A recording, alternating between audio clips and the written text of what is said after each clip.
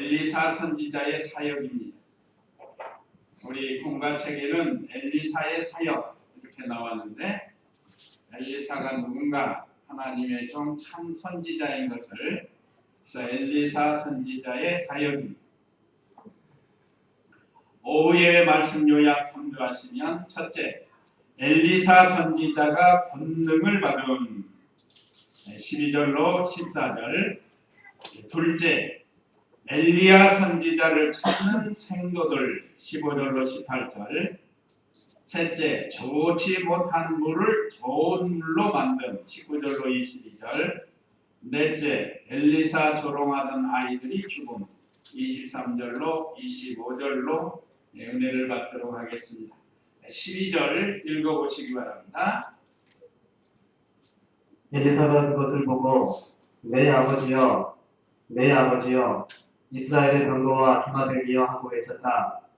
엘리사는 엘리야를 다시 볼 수 없게 되자 자기 옷을 잡아 두 조각으로 찢고 엘리야에게서 떨어진 겉옷을 집어들고 돌아가 요단강 가에 서서 엘리야에게서 떨어진 겉옷을 잡고 물을 내리치며 말하기를 여호와 엘리야의 하나님께서는 어디 계십니까 하였는데 그가 물을 내리쳤을 때 물이 양쪽으로 갈라져 엘리사가 건너갔다. 예, 오늘 여기 엘리사 선지자가 권능을 받는 그런 내용이 12절로 14절에 기록이 됐는데 그 권능을 받는 방법을 말씀했습니다. 여기 12절에는 엘리사가 그것을 보고 무엇을 봤죠? 엘리사가 무엇을 본 거예요 지금? 엘리야가 하늘로 승천한 것을 끝까지 바라봤다. 불병거 불말을 타고 회일바람 치는데 올라갔어요. 자, 우리도 길가에 가다 보면 갑자기 막 회일바람 치면은 뭐 나뭇잎이고 지푸라기고 막 먼지고 막 돌아가지고 가면 우리가 눈을 뜰 수 있어요 없어요? 아이쿠 눈을 다 가린단 말이야. 눈에 들어가면 곤란하니까. 근데 엘리사는 엘리야가 말한 게 있어요. 끝까지 바라보라는 말. 그 말을 순종해서 엘리사는 회리바람이 아무리 힘들고 어려워도 끝까지 그거 바라봤단 말이에요. 지금 회리바람 쳐가지고 엘리야가 점점 작아진단 말이에요. 막 하고 올라가니까. 점점 작아가 나중에는 점처럼 보일 거 아니에요. 그것을 바라봤다. 이건 하나님의 말씀을 끝까지 순종하면서 바라보는 것. 지난 시간에는 엘리사가 엘리야를 끝까지 따라갔죠. 자, 길갈에서 베델로, 베델에서 여리고로, 여리고에서 요단으로. 다니는데 얼마나 힘들겠어요. 우리나라 같으면 이런 날씨 같으면 선선하니 가기도 좋지만 중동에 그 한 40도씩 가는 그 뜨거운 지역인데 그래도 스승 엘리야는 그 시대에 참 선생입니다. 참 스승입니다. 참 선지자. 그렇기 때문에 끝까지 엘리사가 따라가다가 중간에 포기하지 않고 이번에는 끝까지 바라보라고 했다. 왜요? 무엇이 하나 떨어질 거니까. 무엇이 하나 떨어진다는 거죠.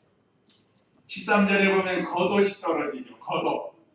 자, 회리바람 치는데 좌우에서 엘리야가 점처럼 보이다가 나중에 보니까 이렇게 시커먼 게 하나 떨어진단 말이에요. 막 떨어져 내려와요. 그래서 아무리 바람이 불어도 그대로 바라보고 있었어요. 마침내 그 엘리야가 들어입었던 겉옷을 찾게 된 거예요. 그걸 받게 된 거고. 이것이 이 엘리사가 능력을 받는 비결입니다. 저처럼 끝까지 따라간 거, 끝까지 바라본 거, 하나님 말씀 순종한 거. 순종해서 이렇게 끝까지 바라보니까 마침내 엘리야의 겉옷을 가지게 되었습니다. 우리도 우리가 이 세상 살다 회로바람 같이 힘들고 어려운 때가 옵니다. 낙심될 만한 때가 오고 근심될 만한 때가 옵니다. 그래도 끝까지 따라가고 주님만 바라보고, 우리는 주님만 바라보는, 또 참 정을 바라보고 따라가는 것. 그래서 이 엘리사가 자기 옷을 잡아 두 조각으로 찢고 그랬습니다. 두 조각으로 찢고 자기 옷을 찢었어요. 이것은 옛사람을 찢는 것과 같아요. 옛사람. 사람, 우리에게는 예수님 믿기 전에 옛사람이 있고 예수님 믿고 난 다음에 새 사람이 있습니다. 그래서 옛사람을 찢어버리고 따라가야 됩니다. 여기 그러면 옛사람은 뭔가? 자기 생각, 자기 뜻이에요. 우리는 이제는 하나님 생각, 하나님의 뜻을 찾아가야 되는데 여전히 자기 생각, 자기 뜻대로 한다고 하면 옛사람을 따라가는 거예요. 그래서 엘리사가 먼저 자기 옷을 찢었습니다. 이것이 권능을 받는 비결이라고 할 수 있죠. 그러니까 자기가 살아서 역사하면 하나님께로부터 오는 권능을 받을 수가 없죠. 언제나 우리는 자기를 찢어야 돼요. 내 생각, 내 뜻을 버리고 주님의 뜻, 주님의 말씀대로 따라가야 그 말씀에서 능력이 오는 거예요. 근데 여기 이스라엘의 병거와 기마병이여 하고 외쳤습니다. 이건 무슨 뜻인가? 지금까지 엘리야가 이스라엘을 지켜주는 병거와 마병의 역할을 했는데 그런 뜻이에요. 이제는 그 역사가 자기를 통해서 이루어져야 되겠기 때문에 그걸 달라는 게 그거. 그게 이제 갑절의 영감이라고 할 수 있습니다. 그동안 엘리야 선생을 통해서, 엘리야 선지자를 통해서 여호와의 마병과 병거, 기마병과 병거로 역사를 했는데 이제는 그 역사가 자기에게 있어야 할 것을 사모하는 그런 마음, 그런 신앙이 있기 때문에 끝까지 따라간 겁니다. 그래서 13절에 엘리야에게서 떨어진 겉옷을 집어들고 돌아가 요단강 가에 서서 그랬습니다. 엘리야의 겉옷을 가졌다. 자, 이건 아까 말씀드린 끝까지 따라가는 그 인내만 있어가지고 안 되죠. 하나 또 뭐죠? 사모하는 마음이 있어야 돼요. 사모하는. 그렇기 때문에 아무리 회바람을 치더라도 그걸 사모하고 바라본다. 오늘 저와 우리 성도님들은 누구를 사모해야겠죠? 예수님을 사모하고 하나님을 사모하고 또 하나님 말씀을 사모해야 됩니다. 그래서 힘들고 어려워도 인내하면서 따라가는 겁니다. 그래서 엘리야에게서 떨어진 겉옷을 엘리사가 마침내 들었다. 그러니까 말하면 받은 거예요. 받았어요. 아마 해리바람 치니까 이 겉옷이 어떻게 했겠죠? 이쪽에서 바람 휙 불면 저런 거예요. 우리 이 목사님들은 그렇게 휙 불면 또 잘라가지고 또 그 바람이 또 이쪽으로 휙 불면 또 이 목사님도 바람이 동서남북 막 해리바람이니까 막 사방으로 막 분단. 그럴 때 포기하지 않아. 따라가는. 그것이 엘리사가 능력을 받는 비결이에요. 그래서 우리도 하나님의 말씀에 가라 하면 가고 서라 하면 서고 하라 하면 하고 하지 말라고 하면 안 해야 그것이 순종이고 그것이 복받는 비결이에요. 엘리사 입장에서는 상당히 힘들었을 거예요. 그 많은 제자들 있잖아요. 50명이나 있죠. 50명이 다 제자인데 다 안 그랬어요. 엘리사만 그렇게 특별히 따라간 거 보면 그 하나님 말씀을 잘 믿고 순종하고 나갑니다. 오래 참고. 그래서 마침내 엘리야의 겉옷을 받아가지고 이렇게 능력을 잊게 되었습니다.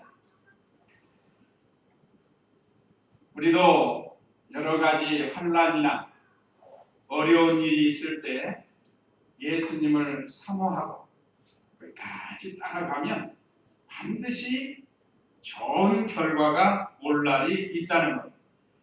그 다음에 14절에는 요단강을 갈라서요, 엘리야가 엘리야에게서 떨어진 겉옷을 잡고 물을 내리치며 말하기를 여호와 엘리야의 하나님께서는 어디 계십니까 하였는데, 그가 물을 내리쳤을 때 물이 양쪽으로 갈라져 엘리사가 건너갔다.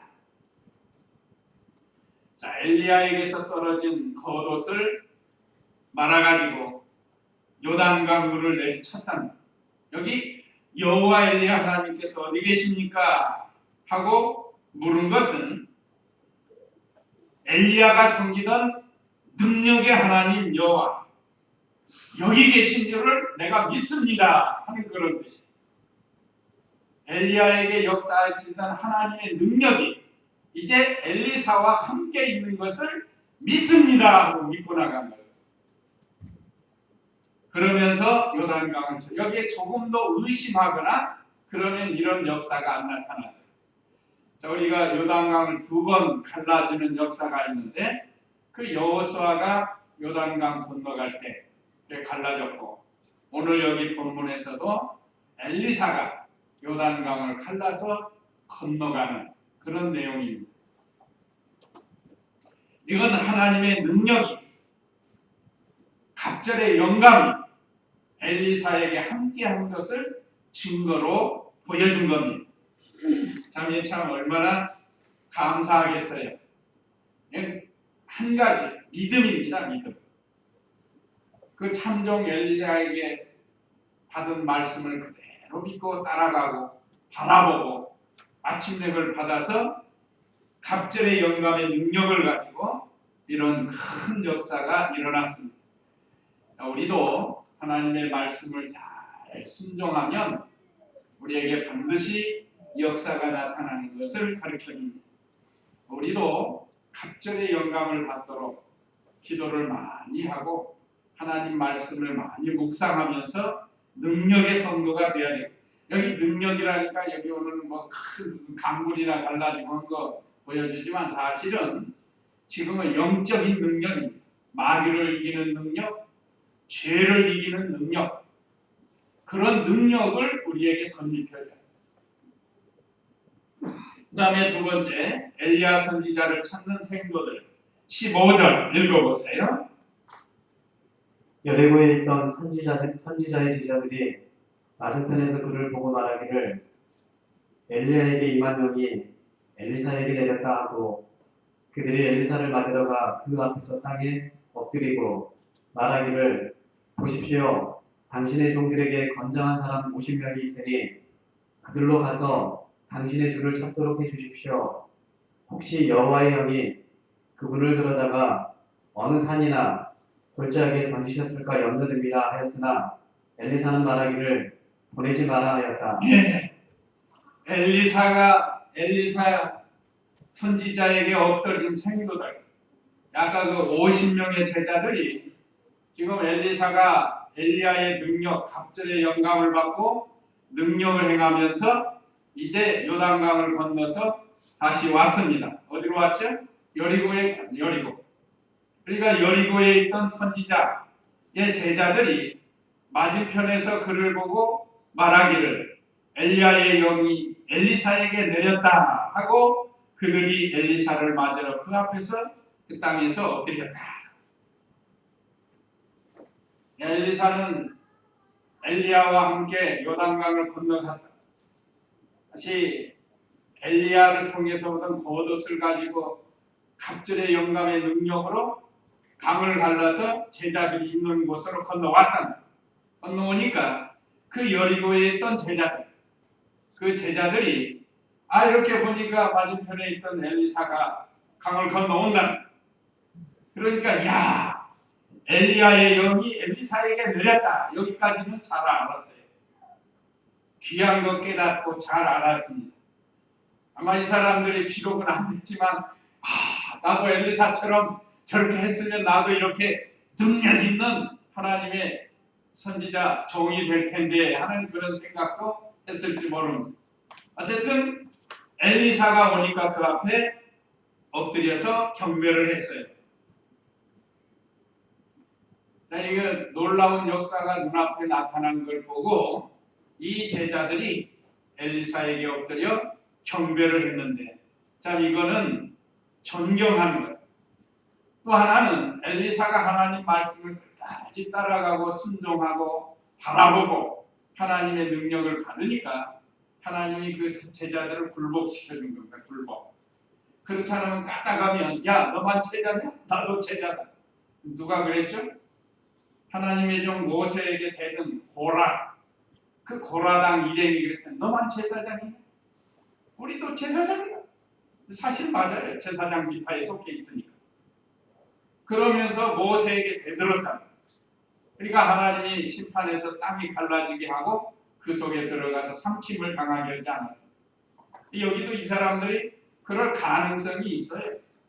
그러니까 아예 하나님이 엘리사에게 능력을 보여줘가지고 그들로 하여금 굴복해 해주셨다 이 말이에요. 굴복.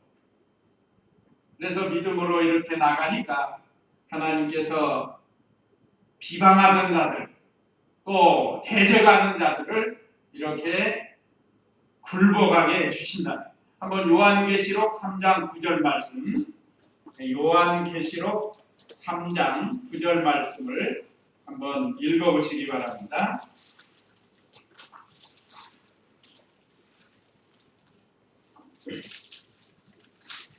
보아라, 내가 사탄의 집단에 속하는 자들을 내게 줄 것인데 그들은 자칭 유대인이라 하나 그렇지 않고 거짓말하는 자들이다.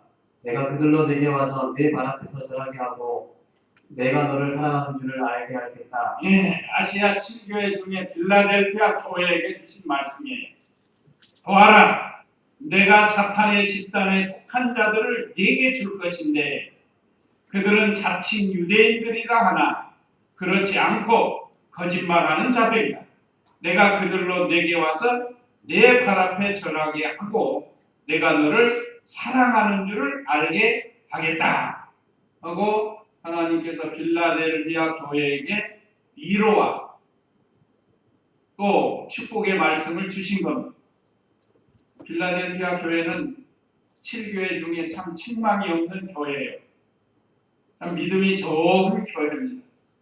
8절에 보면 내가 내 행위들을 알고 있다.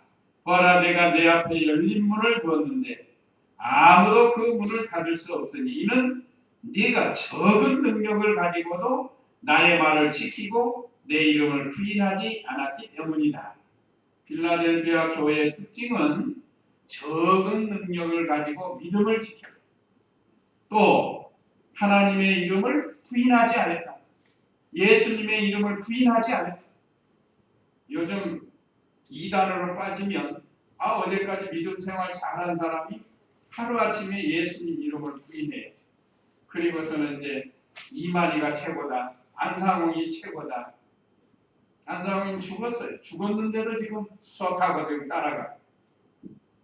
통일교 문선명이 최고다. 문선명이도 죽었어요. 회개할 기회를 여러 번 주었지만 회개하지 못하고 죽었어요.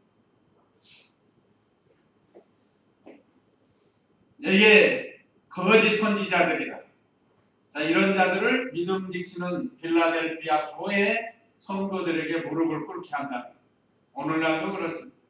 많은 교회가 있지만 우리 중마동 교회 성도들이 빌라델비아 교회처럼 우리의 적은 능력을 맞춰서 믿음을 지키고 주님의 이름을 부인하지 않으면 대적하는 세력들의 무릎을 다 꿇게 해준다고 약속했습니다. 자, 우리가 끝까지 참고 인내하면서 빌라델비아 교회처럼 또 오늘 엘리야의 제자들 50명이 엘리사에게 무릎을 꿇은 것처럼 이런 믿음을 가져야 할 것을 가르쳐 줍니다. 그래서 이제 여기까지 왔는데 제자들이 또 엘리야 선지자를 찾아보겠다는 거예요. 16절에 말하기를 보십시오. 당신의 종들에게 건장한 사람 50명이 있으니 이 건장한 사람이 산으로 들러가서 찾는 거지 연약한 사람은 찾을 수 없잖아요. 이제 건장한 제자 50명이 준비되어 있는데 그 사람들을 보내서 엘리야 선지자를 찾겠다는 거예요. 여기 그랬죠? 그들로 가서 당신의 주를 찾도록 해주십시오. 엘리야입니다. 혹시 여호와의 영이 그분을 들어다가 어느 산에나 어느 골짜기에 던지셨을까 염려가 됩니다. 요즘 그 작년인가 그 비행기 하나 떨어져서 지금 전혀 행방을 몰라요. 좀 다른 비행기들은 무슨 물체를 찾기도 하고 무슨 흔적이라도 있는데 말레이 항공인가 그 그랬잖아 지금. 전혀 흔적이 없어. 그렇지 지금? 못 찾았어요 지금. 그 잠시야. 통째로 없어졌어요. 그 안에 사람들까지. 흔적이 없어 지금 없어졌다. 그러니까 여기 엘리야 이 제자들 생각에는 하나님께서 회리바람으로 올려놨다가 반드시 어디 꼴짝이나 어디 산에 떨어졌을 거라는 거예요. 그래서 혹시 부상을 입었든지 아니면 죽었을든지 가서 찾아야 될 거 아니냐 이거예요. 그러나 엘리사 선지자는 아니다. 하나님이 데려간 걸 믿기 때문에 그럴 것 없다 이거예요. 그렇게 말해준 것. 그러니까 깨달은 게 달라요. 같은 엘리야의 제자지만 그 엘리사는 바로 깨달았고 많이 깨달았어요. 오늘날 우리도 같이 신앙생활 하지만 어떤 성도는 많이 깨달고 깊이 깨달고 깨달은 게 많다. 근데 어떤 성도는 여전히 깨닫지 못해요. 여기 제자들이 바로 그겁니다. 그래서 엘리야를 찾도록 허락해달라는 거예요. 그러니까 엘리사는 말하기를 보내지 마라. 그러면 예 하고 순종하면 될 거 아니에요. 그냥 어디 지금 꼴짜기에 떨어져가지고 살려주시오 할지 모르게 생각하는 거예요 지금. 엘리야가 지금 그러고 있는 걸로 생각한 거예요. 하나님이 산채로 데려가는 것은 모르고 그러나 엘리사는 알고 있다는 거예요. 말해줘도 안 들어요. 이단에 빠지는 사람들도 그렇습니다. 아무리 말해줘도 말 안 들어요. 성경에 확실한 증거를 들이대고 말해줘도 안 들어요. 이게 미혹받은 것이 이렇게 무섭습니다. 그러니까 잘못된 길로 가는 사람은 아무리 말해줘도 이게 깨닫지를 못한다. 그러나 깨닫을 날이 와요. 언제 깨닫는가? 난 뒤에 깨닫게 됩니다. 이제 18절, 17절 읽어보세요. 17절. 그러나 그들이 엘리사가 민망해할 정도로 한청하니 엘리사가 보내라 하고 허락했다. 그들이 50명을 보내어 3일 동안 찾아보았으나 엘리야를 발견하지 못했다. 그들이 여리고에 머물고 있는 엘리사에게 돌아오자 엘리사가 그들에게 말하기를 내가 가지 말라고 하지 않았느냐 하였다. 네. 자 여기 세 번째 3일 동안 찾았으나 찾지를 못함. 17절로 18절인데 그러나 그들이 엘리사가 민망해할 정도로 간청합니다. 엘리사 선생님, 엘리야 선생님이 지금 어디 고통받으면 어떻게 합니까? 가지 마라. 아무리 말해줘도 아닙니다. 우리를 보내주시오. 계속 나중에는 엘리사 선지자가 민망할 정도로 간청을 하는 거예요. 그럼 또 안 보내면 안 보냈다고 시험 든다. 아무리 말해줘도 말을 안 들어요. 그러니까 나중에 시험 든다는 말 잘못하면 그러니까 가라. 찾아보라고 승낙을 한 거예요. 이렇게 경험을 해봐야 아는 경험. 그래서 엘리사가 보내라 하고 허락하였다. 그들이 50명을 보내어 3일 동안 찾아보았으나 엘리야를 발견하지 못했다. 그들이 여리고에 머물고 있는 엘리사에게 돌아오자 엘리사가 그들에게 말하기를 내가 가지 말라고 하지 않았느냐. 3일 동안 죽도록 찾아다닌 거예요. 인간의 편에서는 좋은 것 같죠. 인본주의 방법으로는 이게 좋은 것 같아요. 인본주의 방법. 그러나 참 선지자 엘리사가 하나님의 감동을 받아서 이미 엘리야는 승천한 것을 알고 가지 말라고 했는데 고집 부리고 간다는 거예요. 이게 인본주의. 지금도 이단 이런 데도 그 가지 말라고 해도 가는 사람 있어요. 몰래 살살 가서 성경 공부한다고 가가지고 확 미혹을 받아가지고. 자, 참 선지자 엘리사의 말을 듣지 않고 3일 동안 찾다 참 낭패, 실망을 당한 뒤에 돌아와가지고 이제 못 찾았다고 하는 거예요. 그래 내가 가지 말라고 하지 않았더냐 하고 이렇게 고생을 해봐야 마침내 깨닫게 되는 거예요. 오늘날 우리는 하나님의 말씀에 가라 하면 가고 가지 말라 하면 가지 말고 하라 하면 하고 하지 말라 하면 안 하는 것이 옳은 겁니다. 근데 가면 갈수록 점점 멀어지고 결국은 낭패를 당하고 돼요.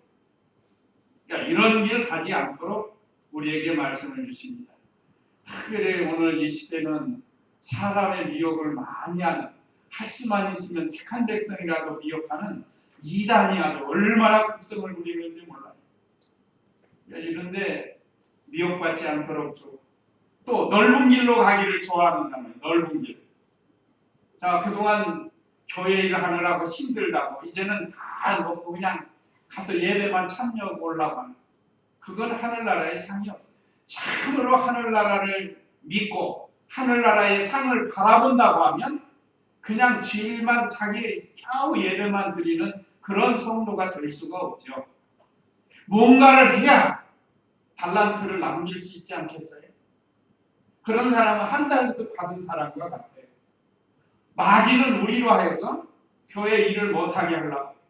내가 이렇게 일해야 되는, 차라리 다른 데 가서 그냥 뒷좌석에 앉았다가 예배 드리고 그냥 가가지고 내 몸 편하게 좀 해야겠다. 그런 생각이 들어올 때 있습니다. 보면은 신앙의 선진들은 죽도록 충성했는데 죽도록 충성해야 거기에 대한 상급, 영광이 큰 것이지 아무것도 아는 사람에게 무슨 상을 주겠어요. 세상 회사도 그렇습니다. 세상에서 학교에서도 그렇죠. 학교에서 열심히 해야 모범상도 주고 또 무슨 상도 주고 하지. 왔다 갔다 오고 그런 사람은 출석상도 못 받아요. 학교에서.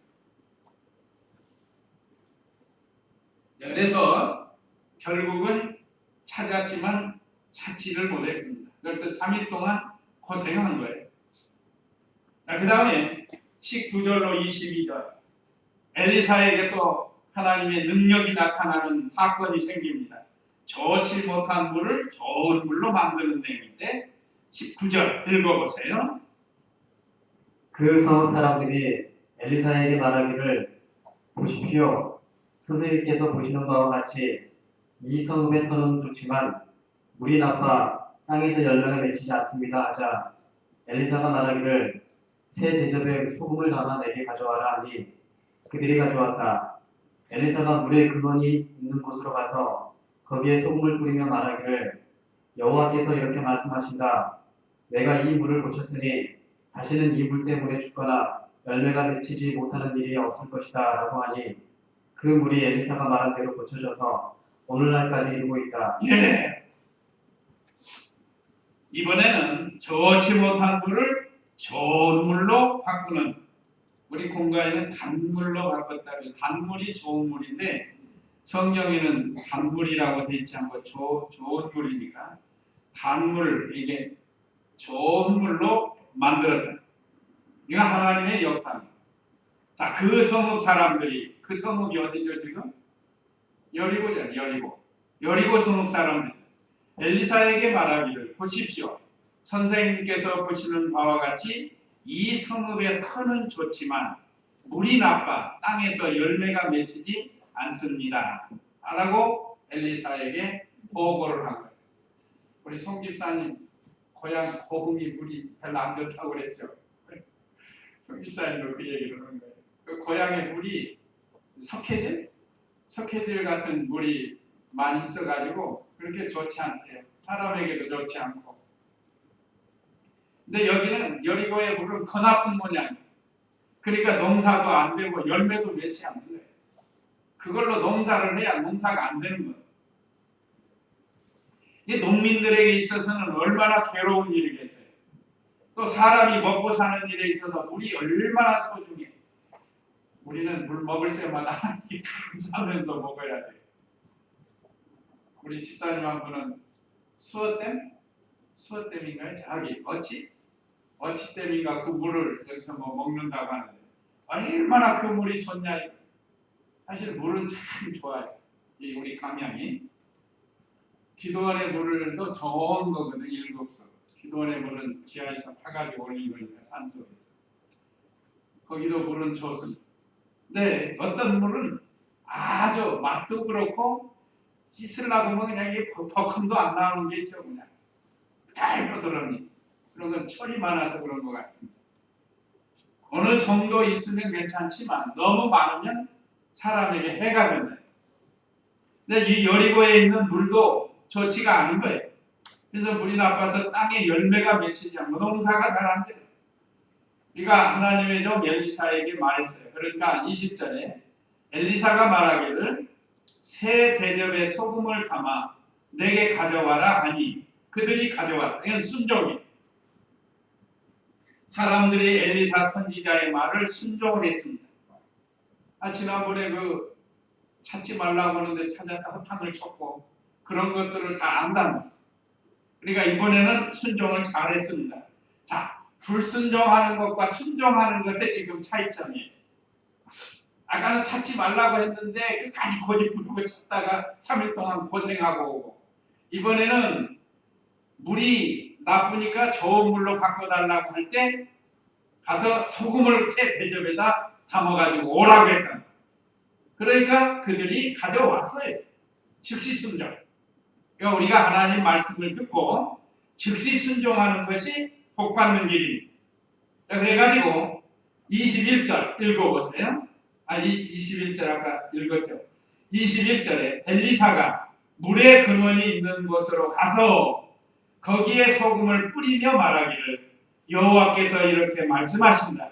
내가 이 물을 고쳤으니 다시는 이 물 때문에 죽거나 열매가 맺히지 못하는 일이 없을 것이다 라고 하니 그 물이 엘리사가 말한 대로 고쳐져서 오늘날까지 이르고 있다. 소금물을 근원에 뿌리니까 그 물이 좋아졌어요. 그러니까 여기 새 대접에 담아와라. 보통 소금 바가지는 새 거예요, 한 거예요. 잘 안 쓰는 거, 못 쓰는 거, 그거 가지고 소금 바가지 하잖아요. 소금 그릇 한다는 말. 항아리도 깨진 항아리 같은 거, 금강 거, 그런 거에다가 소금 담아 놓잖아요. 근데 새 대접으로 소금을 담아오라고 했습니다. 여기 새 대접은 하나님의 영의 역사라고 했는데 로마서 7장 6절 말씀 한번 읽어보시기 바랍니다. 로마서 7장 6절 말씀.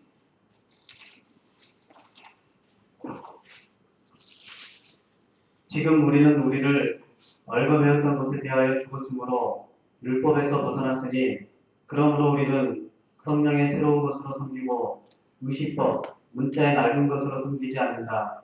예, 여기 우리는 성령의 새로운 것으로 섬기고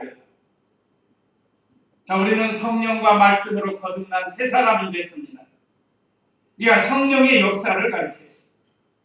하나님의 성령의 역사, 새 대접, 또 우리 중생한 영의 역사, 이것을 가르칩니다. 그래서 하나님의 언약의 말씀을 영으로 받아들이는 거예요. 이 소금은 뭔가? 하나님의 약속의 말씀이에요. 그 민수기 18장 19절 이런 걸 참조하시면 이 소금이 뭔가? 민수기 18장 19절 말씀.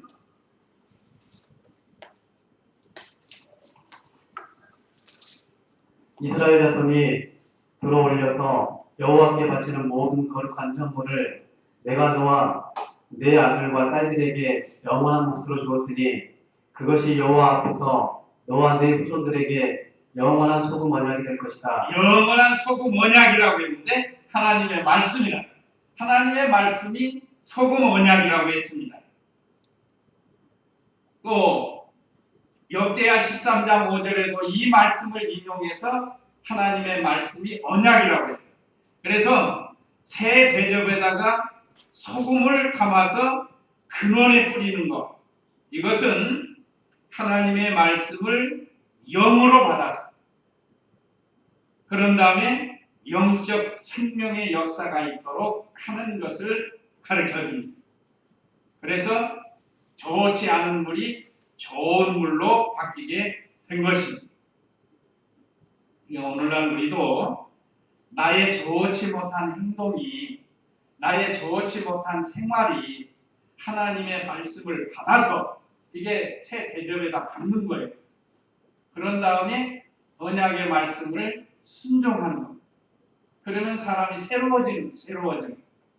자, 우리가 예수님 믿기 전에 다 옛사람으로만 살았죠? 그러다가 하나님의 말씀을 받아서 새로운 영을 받아서 새로운 영으로 사는 사람은 이제 새 사람으로 사는 것과 같습니다. 그래서 우리가 날마다 옛사람을 벗어버리고 새 사람으로 이 변화 운동을 가르치냐, 변화 운동. 자, 좋지 않은 물이 좋은 물로 바뀌었잖아요.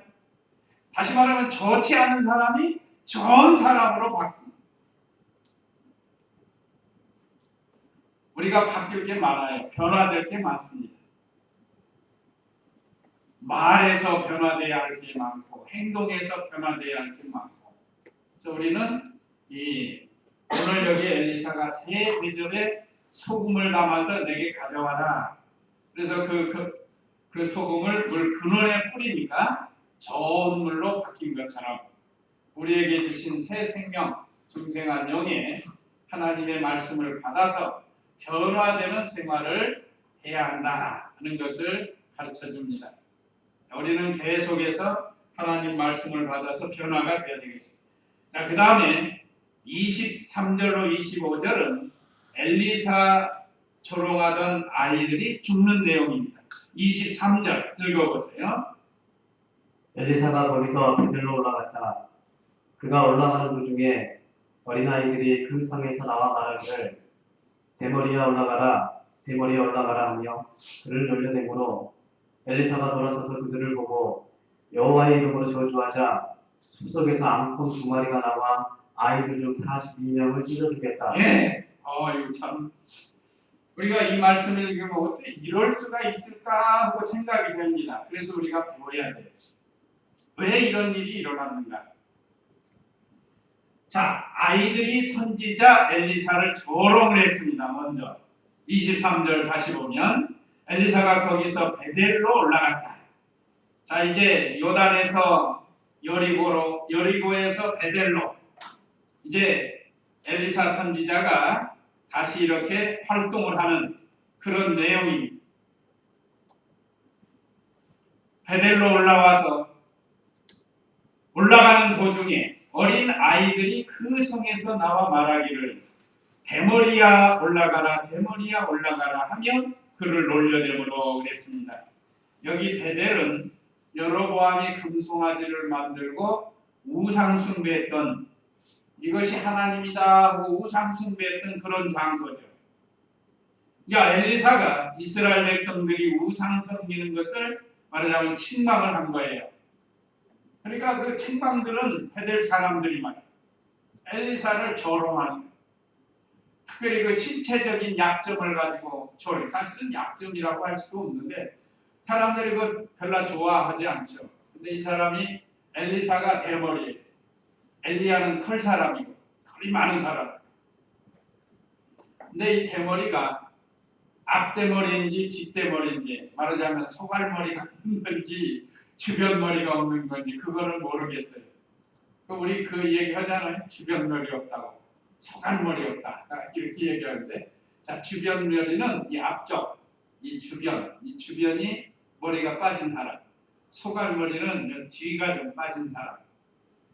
마침 우리 교회는 대머리지신 분들이 안 계셔가지고. 그러니까 이건 근데 사람들이 이거 별로 듣기 좋아하지 않아요. 대머리라고 놀리면. 근데 베델에 사는 사람들이 이 아이들의 부모들이 금송아지를 섬기면서 우상 숭배하니까 책망을 했단다. 그러니까 부모들이 저 대머리 같은 선지자가 말이야 하면서 자기들끼리 이야기하니까 그걸 아이들이 듣고 아이들도 말이야 하나님의 선지자를 존경하지 않고 무시를 했단다. 그래서 우리 어른들이 집에 가서 자녀들 앞에서 교역자에 대해서 조심해야 됩니다. 조심해야지. 교역자에 대해서 가서 나쁘게 얘기하면 아이들이 탁 박혀가지고 아이들이 은혜를 못 받아요. 그래서 아이들이 나와가지고 엘리사 선지자를 조롱을 했다. 배척하고 조롱하고 무시하고 하나님의 종 그 시대의 참 선지자인데 그러면 자기도 은혜 받지 못하지만 다른 사람도 은혜 못 받아요. 대표적으로 우리가 그 노아 시대 때 볼 수 있잖아요. 노아 시대. 노아도 그 시대의 선지자예요. 하나님이 세운 선지자. 근데 아들 셋이 있는데 셈과 함과 야벳이 있었죠. 그런데 아버지가 좀 실수를 했어요. 아버지도 물론 잘못했죠. 술을 먹고 벌거벗고 누워서 수치가 드러났다. 근데 그걸 왜 똑같은 아들인데 셈과 야벳은 아버지의 수치를 가려줬는데 함은 그 수치를 막 드러냈다.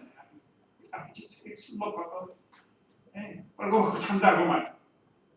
그러니까 하나님께서 노아를 통해서 저주하게 했습니다. 그건 저주하게 했어요. 창세기에 보면 창세기 9장에 나와요. 그래서 하나님이 저주하도록 명령을 한 거예요. 세상에 어느 아버지가 아들을 저주하겠어요? 자기 좀 수치 드러냈다고 저주하겠어요? 나 하나님이 하라는 게 하나님께서. 그래서 함은 종의 종이 되게 했어요. 셈과 야벳의 종이 되게 했다. 그래서 이런 저주를 받게 되었습니다. 여기도 마찬가지입니다. 그래서 엘리사가 저주를 한 거예요. 24절. 엘리사가 돌아서서 그들을 보고 여호와의 이름으로 저주하자. 저주를 했어요. 그러니까 숲속에서 암콩 2마리가 나와 아이들 중 42명을 찢어주겠어요. 암콩은 새끼를 가졌거나 새끼를 낳았을 때는 배나 사나워집니다. 짐승들이 다 그래요. 새끼를 가졌거나 새끼를 낳으면 개고 고양이고 모든 짐승들이 배나 사나워져요. 그래서 앙콩이 나와가지고 2마리가 나왔어요. 그것도. 자그마치 42명. 보통 사람이 저도 그 시골에 있을 때도 보면 성도한 사람이 있어 조금 6.25 때 충격받아가지고 정신이 조금 모자란 분이 있어요. 그러면 정기라 나이가 60이 넘었는데 애들이 따라다니면서 우르르 따라다니면서 몇 명이 선동을 해요. 놀려먹고. 그러면 좀 정신이 뭐하니까 그냥 피해서 자꾸 가요. 그러면 따라다니면서 정기라 하고 막 놀려먹어요. 야단을 쳤죠. 근데 사람들이 같이 42명이서 이렇게 따라오면서 같이 놀려먹고. 그러니까 이것은 부모들의 신앙이 잘못된 거고 아이들이 잘못된 것을 배운 거예요. 그래서 하나님께서 여기 여호와의 이름으로 저주하자 그랬죠. 원래는 엘리사 선지자는 살리는 사람이지 죽이는 사람이 아니라. 근데 이건 하나님께서 이 그들을 심판하시려고 이런 역사가 나타난 겁니다. 참 안타까운 일이죠.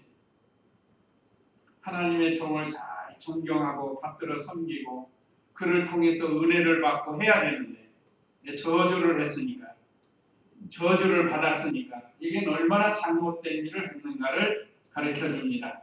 그래서 오늘 이 말씀을 통해서 우리는 하나님의 종들을 잘 받들어서 하나님의 일이 잘 되도록 하고 자신도 은혜 받고 자녀들도 은혜를 받도록 해야 된다. 25절 읽어보세요. 엘리사는 거기서 발면 잡으러 갔다가 거기서 다시 사마리아로 돌아갔다. 네. 역시 또 엘리사도 여리고의 요단강에서 여리고에서 그 다음에 갈멜산으로, 갈멜산에서 이 사마리아로 이렇게 베델로 이렇게 다니면서 복음을 전하는 하나님의 일을 하는 일을 했습니다. 엘리사는 기도하는 것과 말씀 전하는 것을 겸하여 잘했다고 했습니다. 우리도 이 엘리사의 좋은 신앙을 본받고 또 이 말씀 중에 잘못된 것은 우리가 배우지 말아야 되겠습니다. 그래서 좋은 건 하나님이 기뻐하시는 일을 배워서 하나님을 기쁘시게 해드리는 그런 신앙생활이 되도록 해야 되겠습니다. 이제 다 같이 이 말씀 기억하시고 잠시 기도하겠습니다.